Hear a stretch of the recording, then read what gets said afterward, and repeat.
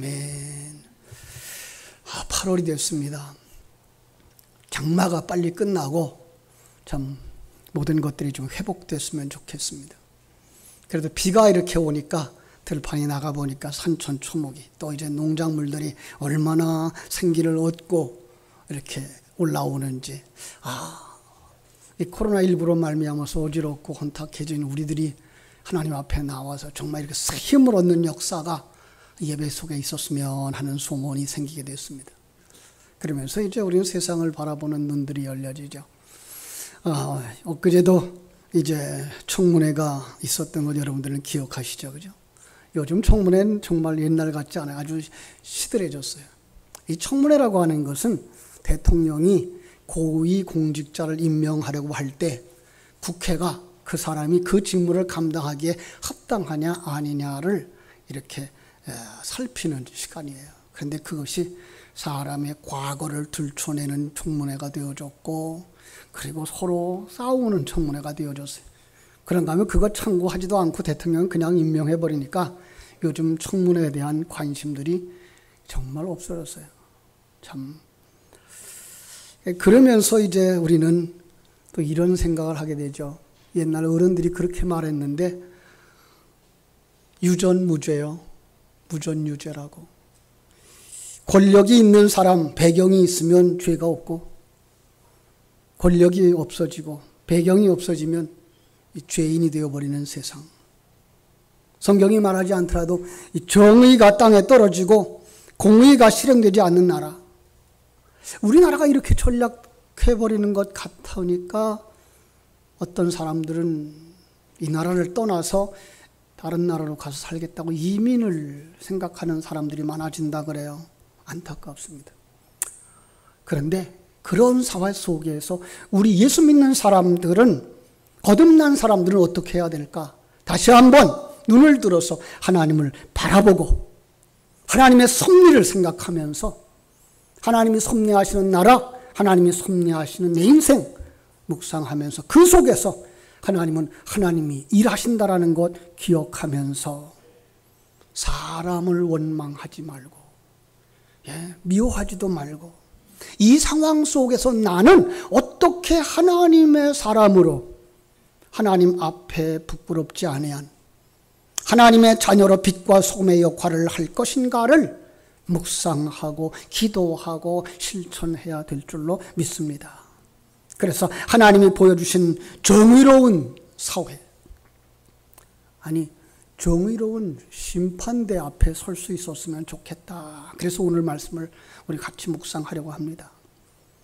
요한계시록의 큰 그림을 여러분 아시죠? 제가 여러 번 요한계시록을 펼칠 때마다 이렇게 말씀을 드렸는데 1장을 2장으로 된 성경이잖아요. 1장을 쭉 펼치면 거기에 영적인 거듭난 한 사람이 나옵니다. 바로 요한이라고 하는 사람으로 그려져 있지만 이건 바로 거듭난 성도들의 모습이죠. 그런데 거듭난 사람, 그 사람 속에 누가 있어요? 예수 그리스도가 있어요. 그래서 예수 그리스도와 한 사람의 모습이 1장에 딱 그려지는데, 그때의 예수 그리스도의 모습은 구세주로 등장하십니다. 그리고 또 하나 심판주로 등장하시는 것을 볼 수가 있습니다.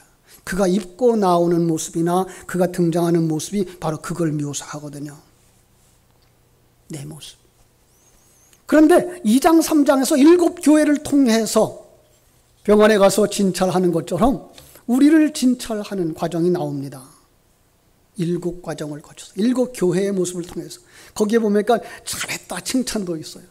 오늘 우리 성도들의 모습을 보면서 잘하고 있다라고 칭찬하는 모습이겠죠. 그런가 하면 잘못한다는 책망도 있어요. 이런 건 아니다. 그러면서 이렇게 살아라 권면도 있어요. 그러면서 마지막에 뭐라고 하는가 하면 이기는 자는, 완성되는 자는 상급을 받는다. 그게 바로 천국이다. 이렇게 약속하죠.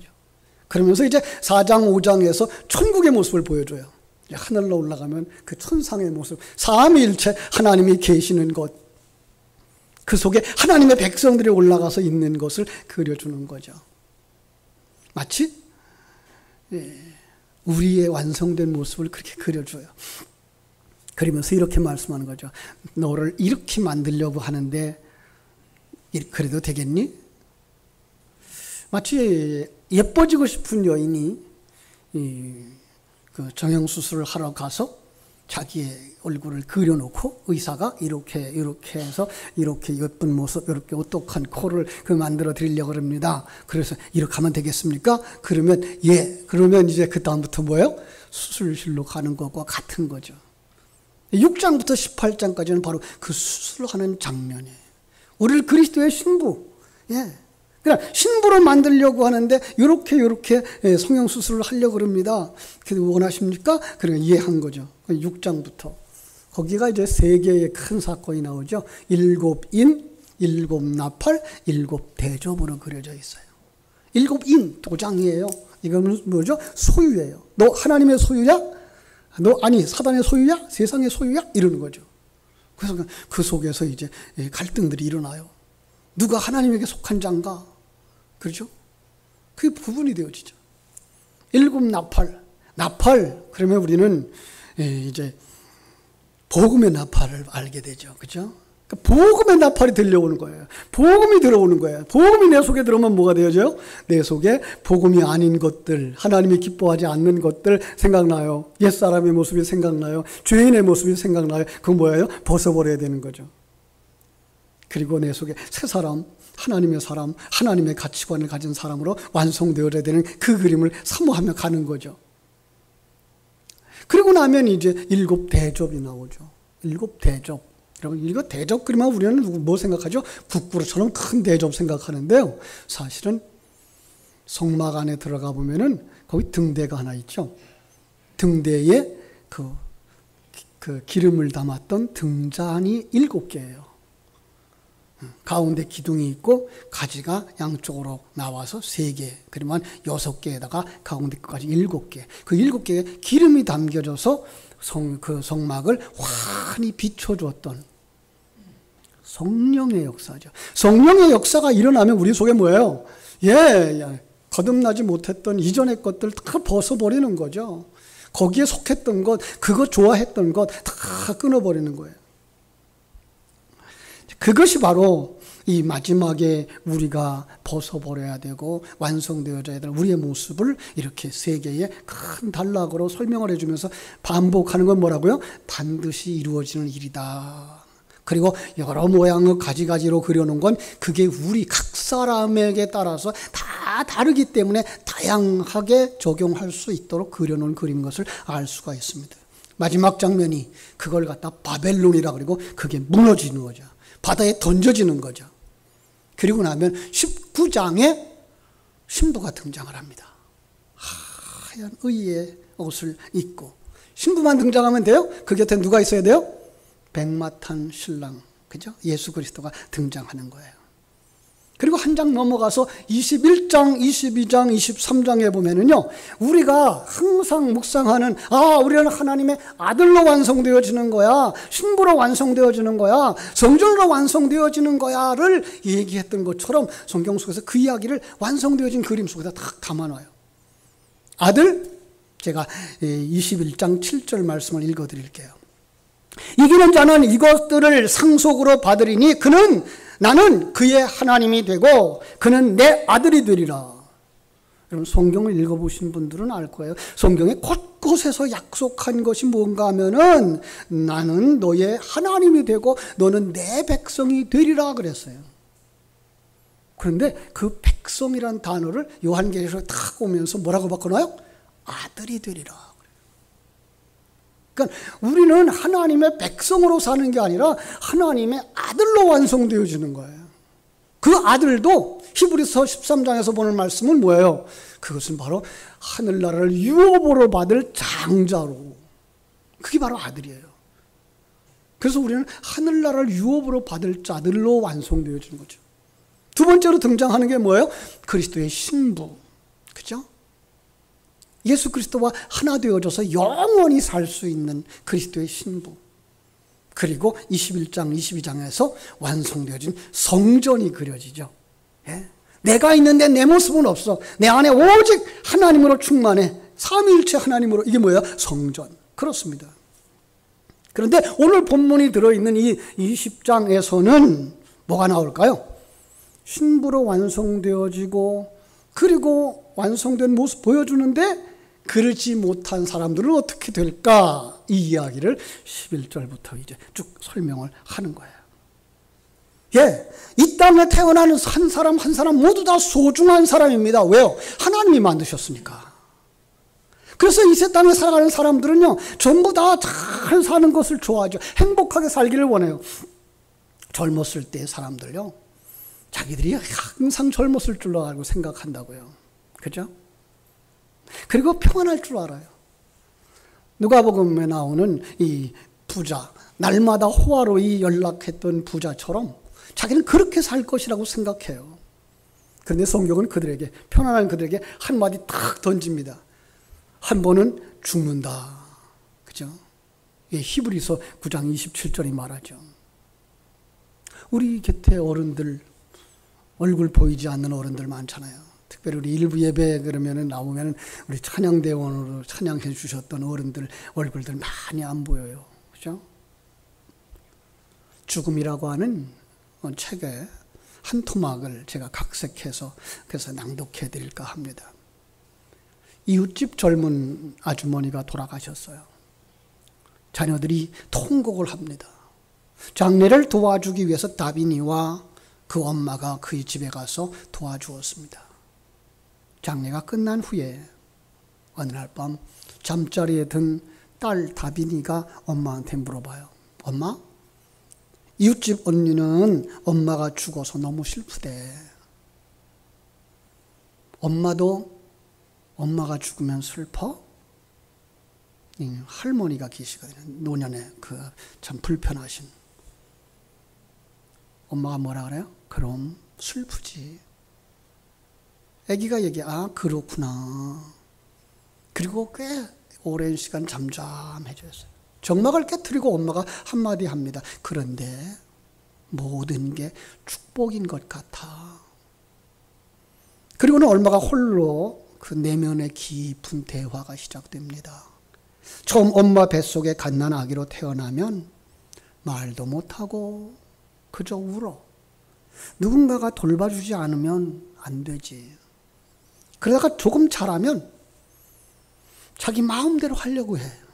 자기 마음대로 안 되면 속상해하고 울고 그러다가도 금방 잊어버려. 그런데 희한한 것은 나이가 많이 들면 어린아이와 같아져. 혼자는 뭘 할 수도 없어. 누군가가 돌봐줘야 돼. 그리고 외롭고 쉽게 마음 상하고 그런가 하면 또 금방 다 잊어버려. 마치 어린아이 같아.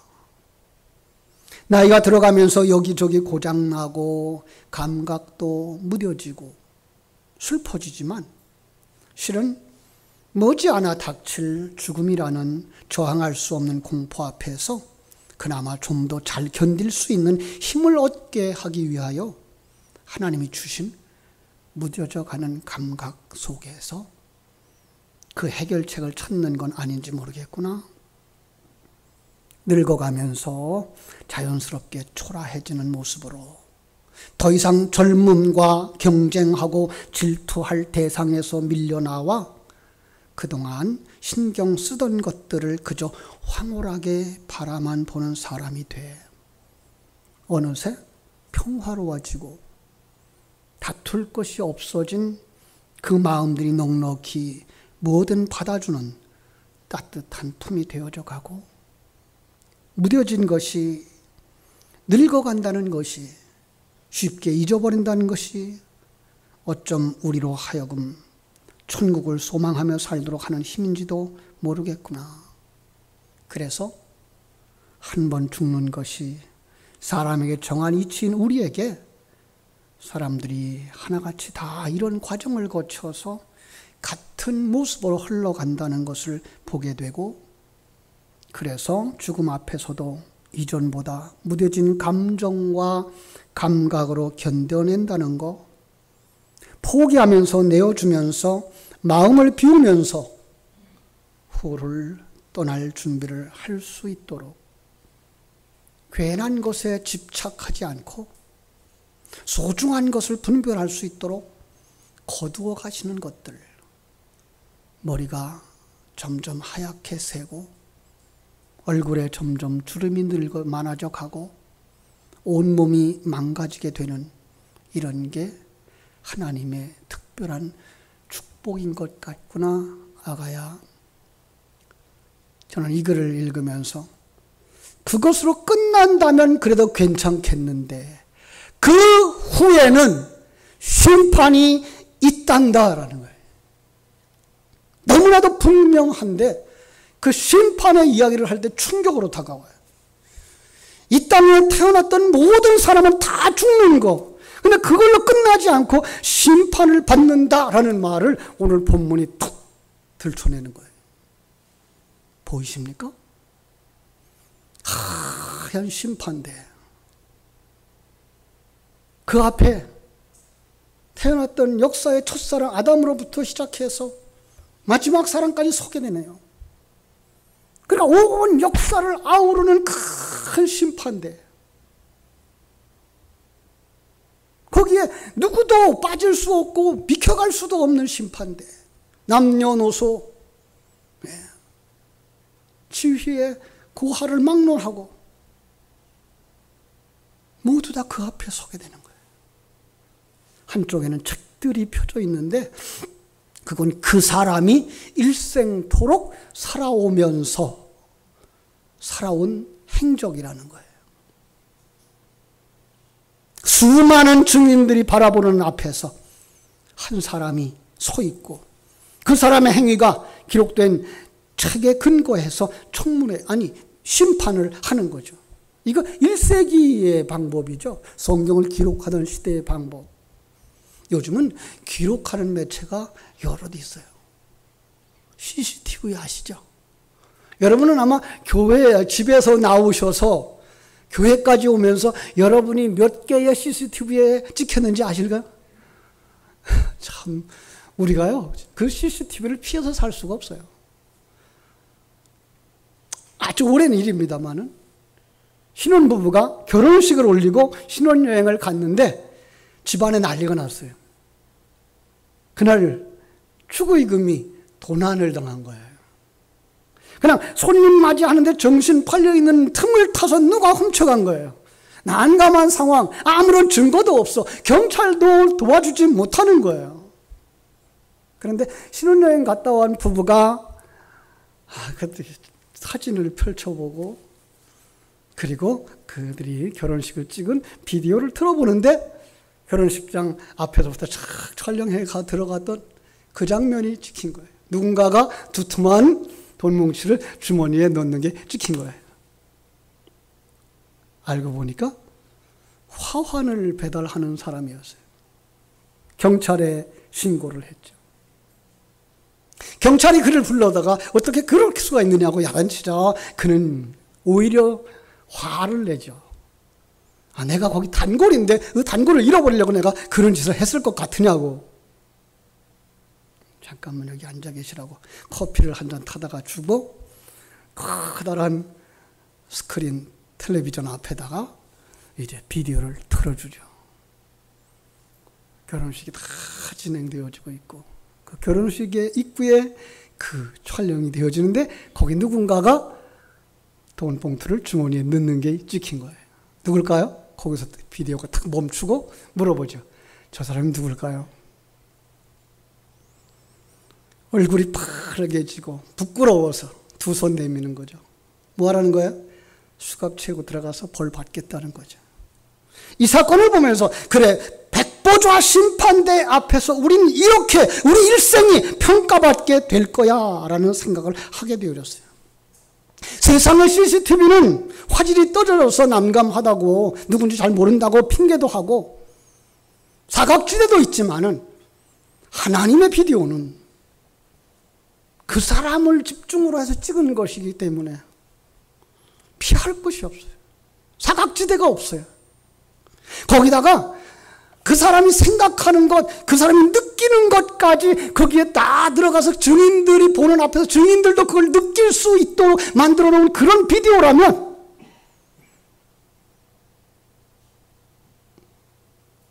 증인들 앞에서. 그죠? 거기 누가 있어요? 내 자식도 있고, 사랑하는 아내도 있고, 남편도 있고, 부모님도 있고, 친구도 있고. 마치 벌거숭이 같이 드러낸 내 모습, 부끄럽게 한이 없죠. 피할 곳이 없어요. 쥐구멍이 없어. 열려진 문은 천국문, 그리고 지옥문 뿐인데, 나 천국 가겠습니다 하고 갈 뻔뻔이가 아무도 없어요. 참으로 안타까운 것이죠. 거기가 사망이고, 거기가 음부고, 거기가 불못이고, 거기가 지옥인 거예요. 성경이 말한 대로 의인은 없나니 하나도 없어. 천국길로 갈 사람 하나도 보이지 않는 거예요. 그래서 부끄러워서 어디로 갈까요? 지옥문으로 들어가는 거죠.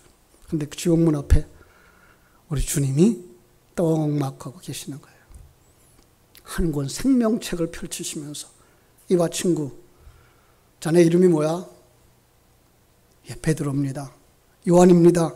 바울입니다. 뒤척. 이것도 1세기 방법이에요. 이리 와봐. 여기 손 좀 얹어봐. 요즘 그 손끝만 갖다 대도 그 사람이 누군지 다 알아. 이리 와. 여기 좀 쳐다봐. 그 사람 얼굴만 봐도, 그 사람 눈동자만 봐도 그가 누군지 다 알아. 봐. 여기 자네 이름 있잖아. 자네 그리 갈 사람 아니야. 내가 자네의 모든 죄를 십자가에서 흘려준 보혈로 피로 씻어 깨끗게 됐어. 나하고 천국 길로 가는 거야. 아버지가 기다리셔. 자, 우리 천국 가자. 여러분, 이게 천국 가는 겁니다. 부끄러운 곳에서 정말 감사와 감격이 넘치는 자리로 옮겨지는 그 장면, 바로 거기가 심판대인 거예요. 수많은 사람들은 자기 죄 때문에 지옥으로 들어가지만 어떤 사람들은 천국 가는 거예요. 여러분, 어떤 사람들이 그럼 천국 갈까? 지금 금방 말한 것처럼 하나님의 자녀들인 거예요. 그죠? 요한복음 1장 12절을 말합니다. 영접하는 자, 곧 그 이름을 믿는 자들에게는 하나님의 자녀가 되는 권세를 주셨다고 약속하셨거든요. 하나님의 자녀, 예수님을 영접한 사람, 거듭난 사람, 더 쉽게 말하면 예수 믿는 사람. 좀 더 자세하게 말한다면 복음을 듣고, 이 세상이 전부가 아니고 보이는 것이 전부가 아니라 영원한 나라가 있구나. 영원한 나라 두 곳이죠. 한 곳은 천국이고요, 한 곳은 지옥이라고요. 지옥에서도 죽어서 끝나고 불타서 없어지는 게 아니라 그 고통이 영원토록 지속되는 곳. 이 땅에 있는 모든 사람들이 지옥에 갈 수밖에 없어. 타락했고 하나님을 왕으로 모시지 아니었고 주인으로 모시고 살지 않고 순종하지 않았기 때문에. 우리도 거기에 속한 사람들이었는데 하나님이 우리를 사랑하셔서 독생자를 보내주셔서 그가 십자가에서 죽으시고 부활하심으로 말미암아 우리의 구세주가 되셨고 우리의 믿음의 모범이 되어져서 그를 믿는다고 고백하는 사람들은 그 예수님을 바라다보면서 예수님처럼 성령으로 거듭나고 예수님처럼 하나님을 아버지로 생각하고 예수님처럼 순종하는 삶을 살아. 그러면 그 사람의 이름이 생명책에 기록되어지고 이 세상에서 살다가 완성되어지는 그날 하늘나라에 간단다 라는 설교를 듣고 그렇게 살기로 결심하고 예배하는 사람, 순종하는 사람, 그 사람이 하나님의 자녀예요. 하나님의 아들이라고요. 하나님의 아들이니까 하나님의 호적, 생명책에 올려주신 거예요. 그래서 그 사람은 지옥에 가지 않고 천국 가도록 예수님이 인도하시고 성령께서 인도해 주신 줄로 믿습니다. 여러분, 모두 다 천국에 들어갈 수 있도록 생명책에 기록되어진 이름 가진 자들 되시기를 주의 이름으로 축원합니다. 이걸 또 다른 그림으로 그려줬는데 이게 뭔가 하면 요한계시록 13장 8절이 말하고 있어요. 우상 숭배하지 않는 사람. 예. 계시록 13장 8절에 보니까 죽임을 당한 어린 양의 생명책에 창세 이후로 이름이 기록되지 못하고 이 땅에 사는 자들은 다 짐승에게 경배하리라. 경배하는 자들은 생명책에 기록되지 못한 자들. 요한계시록 21장 8절에 보니까 두려워하는 자들, 믿지 아니하는 자들, 흉악한 자들, 살인자들, 음행하는 자들, 점술가들, 우상숭배자들, 거짓말하는 모든 자들, 그들은 다 불과 유황으로 타는 못에 던져지니 이게 둘째 사망 곧 지옥이라. 그들의 이름이 생명책에 없대요. 반대로 생명책에 기록된 사람은 뭐하는 사람이에요? 우상숭배하지 않는 사람.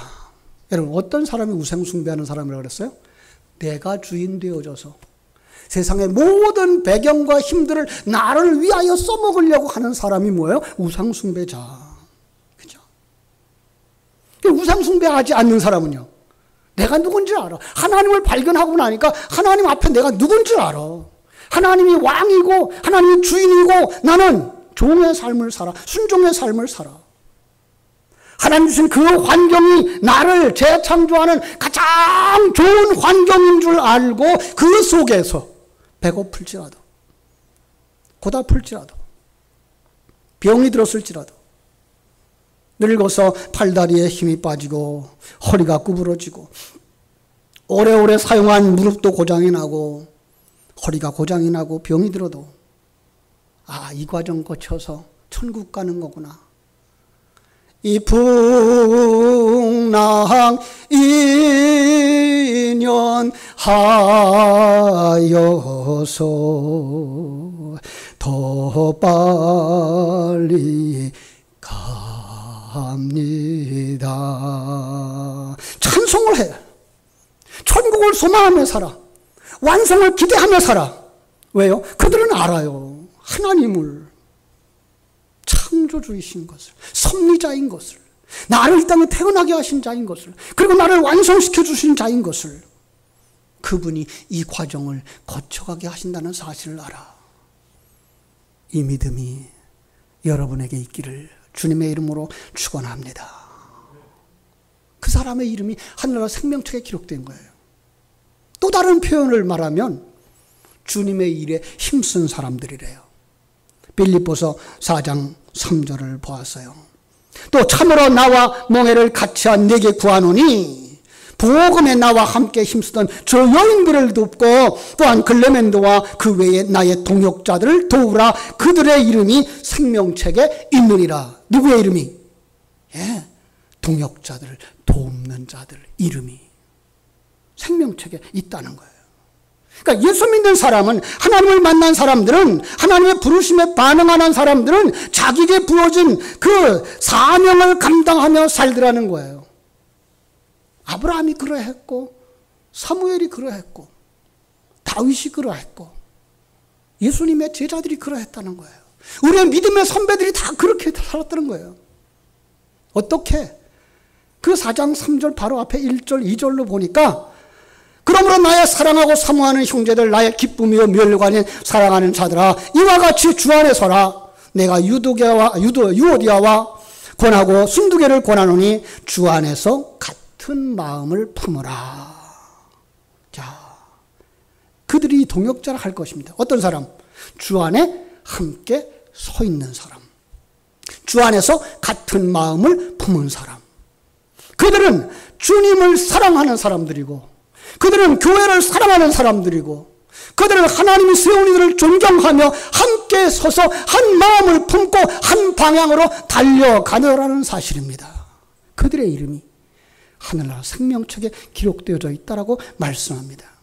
사랑하는 여러분, 생명책에 이름이 기록된 사람은 바로 하나님을 아버지로 모시고 아들의 역할을 감당하는 사람들. 정말로 예수 그리스도의 신부되어져서 주님과 함께 영원히 발맞추어 살 수 있는 주님과 하나 되어진 사람들. 나는 없어지고 내 안에 성령으로 충만되어져 정말 하나님께 영광 돌리는 사람들. 이 시간 예배하는 모든 성도들 다 그런 사람이 되어져서 여러분의 이름이 하늘나라 생명책에 기록되어짐으로 말미암아 지옥에 가는 사람 한 사람도 없기를 주님의 이름으로 축원합니다. 그러기 위해 예수 생명을 가진 자의 삶을 살게 되기를 축복합니다. 우상 숭배, 내가 주인된 세상 사람처럼 사는 자리에서 내려와 하나님과 함께 동행하시기를 축복합니다. 하나님 주신 은사와 능력을 가지고 주 안에 서서 한 마음을 품고 교회를 사랑하며 주님을 사랑하며 천국길 달려가게 되기를 주님의 이름으로 축원합니다. 기도하겠습니다. 아버지 우리 하나님,